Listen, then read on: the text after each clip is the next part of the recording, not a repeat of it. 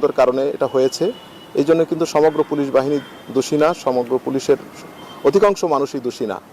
আপনারা যা হয়েছে আপনারা পুলিশের দোষ ত্রুটি এটা ক্ষমা সুন্দরভাবে দেখেন, কারণ এই থানা আপনাদের, পুলিশও আপনাদের, পুলিশ আপনাদের খুবই প্রয়োজন।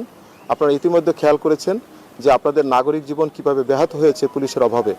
অতএব পুলিশকে থানায় আসতে দেন, পুলিশের উপরে আর কোনো আক্রোশ আপনারা রাখবেন না, এটা আমাদের অনুরোধ করছি। কারণ পুলিশ ক্ষতিগ্রস্ত হলে বাংলাদেশ ক্ষতিগ্রস্ত হবে। পুলিশকে আবার নতুন ফরমেশনে আনার জন্য কাজ করার আপনারা পরিবেশ তৈরি করে জনগণের জন্যই।